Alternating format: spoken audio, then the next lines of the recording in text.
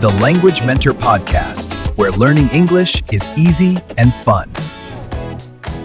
Hey, English learners. Welcome back to the Language Mentor Podcast, your cozy place to learn easy English through real-life conversations. I'm Adam. And I'm Emma, and today I'm a little bit scared. Scared already? We just started. What happened? You happened, Adam. You gave me this idea. Imagine one full day without your phone. Yes, today's beautiful nightmare. Exactly. A whole day, 24 hours, no phone, no messages, no scrolling, no checking the time every 2 minutes. So when you hear that, what happens in your body? Do you feel calm? Or do you feel, no, please, anything but that? My thumb started to cry inside when I first heard it. Because for many of us, the phone is not just a phone anymore. Yeah, it's our alarm, our calendar, our camera, our music, our maps, our news, our games, our everything. And our escape. Especially our escape. So think about your normal day. How many times do you touch your phone before lunch? Be honest. 10 times? 20? 50? Sometimes we tell ourselves, I'll just check one thing, and somehow that one thing turns into 15 minutes or 50. And it's not just students. This is happening in so many homes, right? Dad comes home, throws his keys on the table, sits on the sofa, and boom, phone in his hand. And the kids are excited. They want to talk about school, show their drawing, but Dad is in scroll mode. Or mom is in scroll mode, or both. 4 people in one room, 4 phones, 4 different worlds. So maybe you see this in your house, or maybe you are that person on the sofa. And if yes, don't feel bad. You are human. We all do this. Me too. But today, we want to ask a simple, fun, and also a little scary question. What would really happen if you lived one day without your phone? Would your day be boring? Would it be peaceful? Would you feel lost or maybe more alive? Would you suddenly start talking to strangers in the elevator because you have nothing to look at? Or would you finally look at the sky instead of the screen? Or would you forget what time it is and eat lunch at 4 p.m.? So in this episode, we want to walk through that kind of day. A no-phone day. Morning, afternoon, evening, all the weird moments, all the quiet moments, all the, oh no, I usually use my phone for this moments. And we want you to imagine this day with us, not as a big rule or a strict challenge, just as a soft picture in your mind. We're not here to shout phones are bad. Phones help us a lot. Yeah, we love our phones too. We just want to see what happens when we put them down for one day. And don't worry about the English. This is a B1 level episode, so if you're intermediate, it's perfect for you. And if you're A2, you can still enjoy it. If some parts feel a bit fast, it's okay. You can listen again later. Your brain will understand more each time. So you don't have to catch every single word. Just stay with us. Feel the story. Feel the pictures in your mind. And if you like learning this way with real conversations and real feelings, please subscribe to the English Leap podcast and tap like on this episode. It really helps more learners find us. And in the comments, tell us, would you ever try a no-phone day? Just yes or no is fine, or you can write one sentence about how you think it would feel. And be honest, if your answer is no way, I love my phone too much, you can write that too. We understand. Okay, so now imagine this. You go to sleep and you decide, tomorrow I will live one day without my phone. You plug it in, you put it far from your bed, and you close your eyes. And then the next morning comes. No phone in your hand, no screen in your face, just you, your thoughts, and your day waiting for you. What happens next? Let's jump in with the morning because that is where the trouble starts for me. Really? What is your normal morning with your phone like? Usually, my eyes open and my hand moves by itself. I don't even say good morning to myself. I just grab my phone and start checking things. Same here. I used to be a little obsessed with my notifications in the morning. Obsessed, like your brain cannot stop thinking about something, right? Exactly. My first thought was not how do I feel, it was who wrote to me, who posted what. Maybe you know this too. Before water, before breakfast, before anything, it's phone time. On a no phone day, that moment is very funny and a little painful.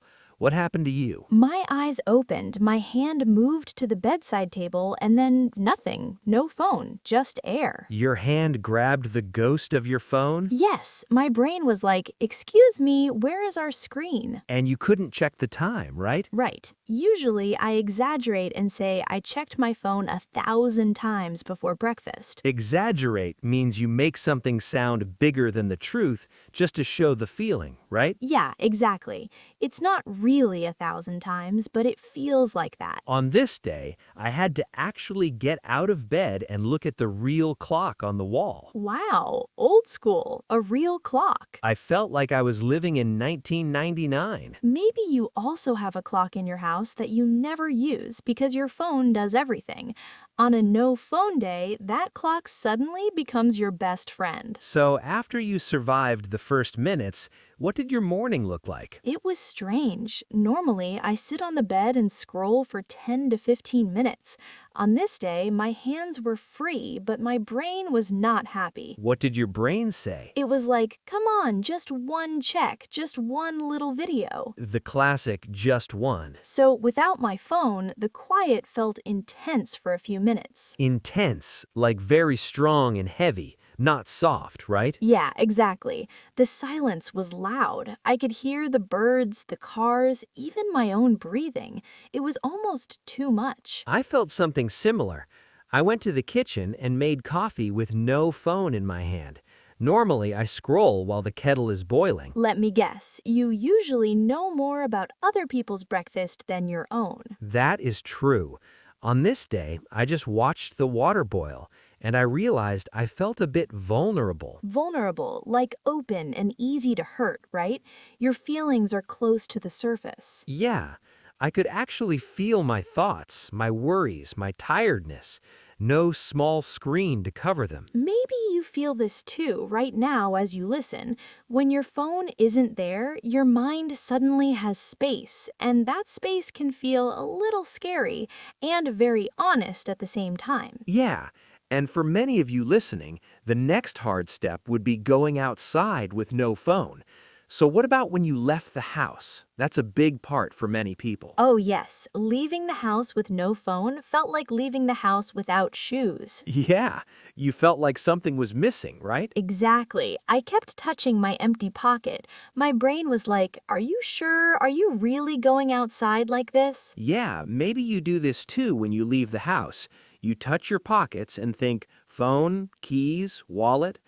On a no phone day, that little check suddenly feels very strange. In the elevator, it was the hardest. Normally, I look at my phone so I don't feel awkward. The elevator escape screen. On this day, there was no escape. I just stood there with my face and my thoughts. I looked at the numbers, at the walls, at my own shoes. Did you talk to anyone? Not this time, but I did smile at one neighbor, and they smiled back. It was small, but it felt real. Nice. I had a similar moment at the bus stop. Usually I'm obsessed with my feed there. On my no phone day, I just watched people. A kid playing with a stone, an old man reading a real newspaper. I started to think, wow, there's a whole world outside this little rectangle. And you were actually in it, not just watching it through a screen. Yeah, exactly. And now let's talk about work or study time. That part surprised me. Yeah, how was it different? On normal days, I work for 5 minutes, then my brain says, just check your phone quickly. It will only take a second. The famous just a second. We all know that second is a liar. True. That second turns into 10 minutes and my focus is gone. So on a new phone day, that second was not possible. Right. At first, my brain kept asking for it. But after a while, my mind started to calm down. I could sit and do one thing for a longer time. Yeah, and maybe you will feel this too. Without that small, constant check on your phone, your attention can slowly come back to one thing at a time. Hearing this, I realized my own phone habit was really getting in my own way. Get in your own way means you stop yourself with your own habits, not other people, right? Yes, I was blaming time and stress, but actually my own scrolling was blocking me. And that's good news in a way, because if your own habit gets in your own way, you can also change it. Exactly. You're not stuck forever. That's true. Now, let's move to home time, because this is where many families feel the phone problem. Yeah, this part is close to my heart. Normally, in many homes, someone comes back from work or from school, and the first thing they touch is not the door, not the kids, not the food, it is the phone. You see it everywhere. Dad on the sofa scrolling, mom at the table scrolling, kids on the floor scrolling. One living room, four different worlds. Yeah, maybe you see this in your own house or at your friend's place.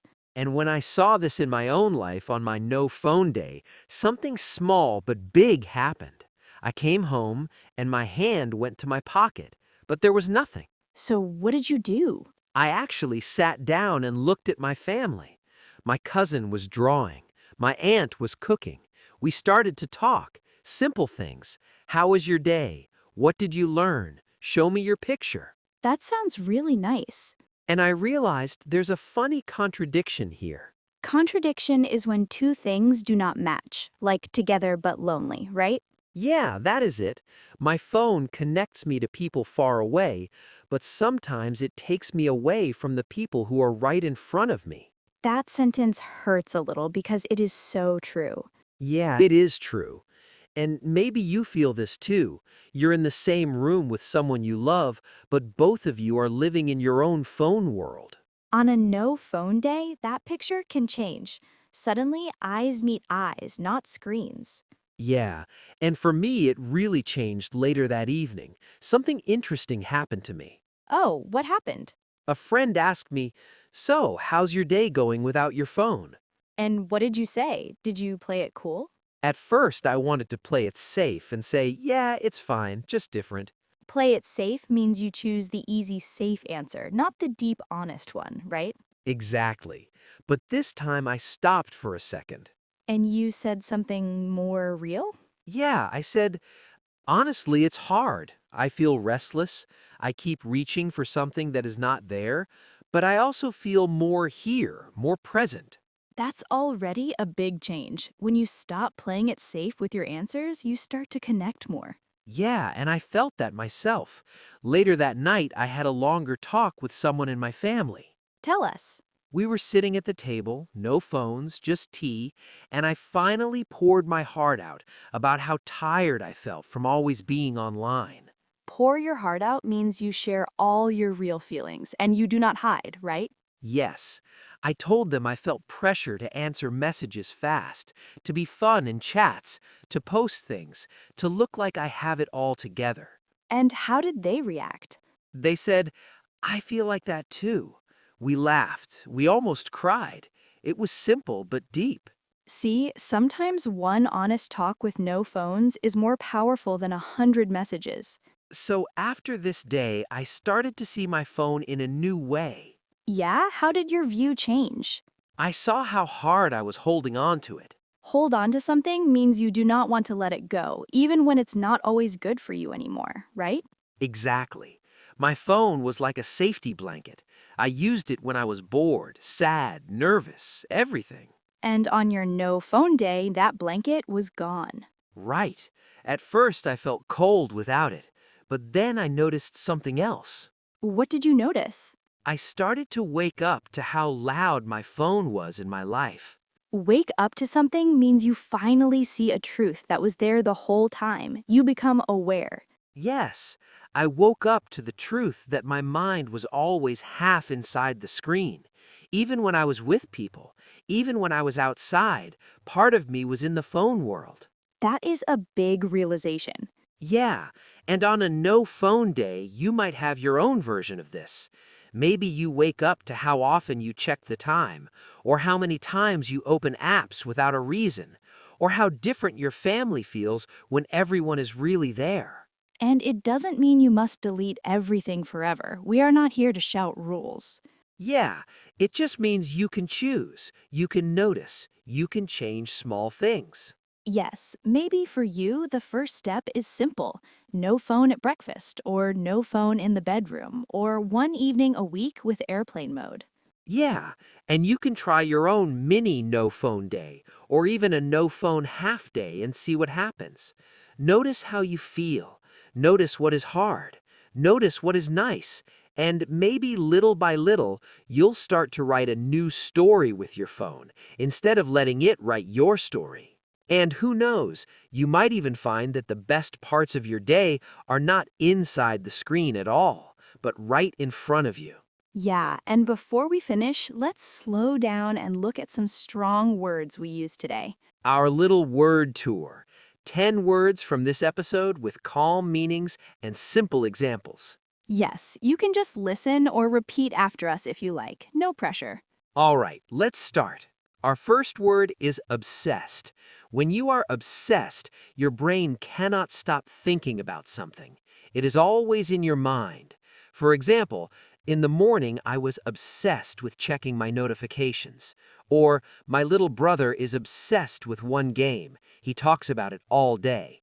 You can repeat obsessed. Next one is exaggerate.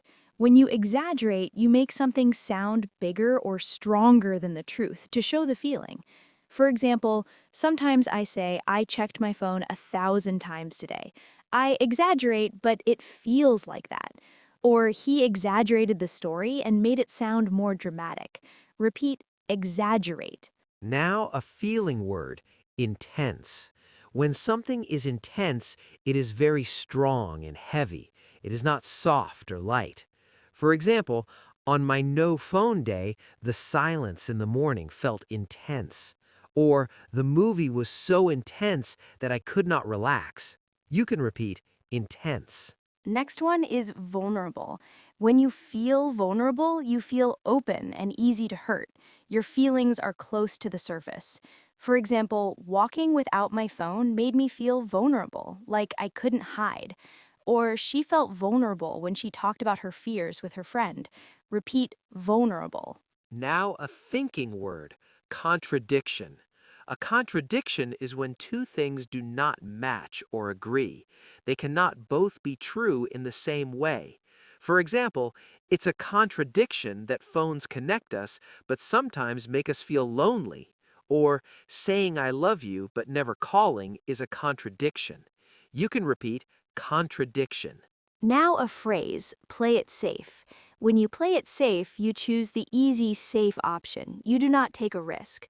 For example, when people ask, how are you? I play it safe and say, I'm fine. Or he played it safe and did not share his real opinion. Repeat, play it safe. Next phrase, get in your own way. When you get in your own way, you stop yourself with your own habits or thoughts. Other people are not the problem. You are blocking yourself. For example, I wanted to focus, but my phone habit got in my own way. Or she gets in her own way by doubting herself too much. You can repeat, get in your own way. Now a very emotional phrase, pour your heart out. When you pour your heart out, you share all your real feelings. You do not hide your emotions. For example, with no phones, he poured his heart out about how stressed he felt. Or she poured her heart out in her journal after a hard day. Repeat, pour your heart out. Next one, hold on to something. When you hold on to something, you do not want to let it go even if it is not good for you anymore. For example, I was holding on to my phone like a safety blanket. Or he still holds on to old messages that make him sad. You can repeat, hold on to. And our last phrase, wake up to something. When you wake up to something, you finally see a truth that was there the whole time. You become aware. For example, after one day without my phone, I woke up to how loud it was in my life. Or she woke up to the fact that she was always comparing herself to others. Repeat, wake up to something. So those were our 10 words for today's word tour. You do not need to remember them all perfectly now. Just choose one or two you like and try to use them this week. You can write a sentence in the comments with one of these words or phrases. And of course, you can always come back, listen again, and wake up to even more meaning the second time. Yeah, every time you listen, your brain catches one more word, one more idea, one more feeling. And if today's episode made you think about your own phone habits, that's already a big step. No pressure, just awareness. You're doing great just by being here listening and learning in English. We're really proud of you. All right, we'll let you go and live your real life now, maybe with your phone a little bit further away. Your progress doesn't end here. To continue advancing your English skills, Click on the next video or explore the additional videos we've thoughtfully selected for you.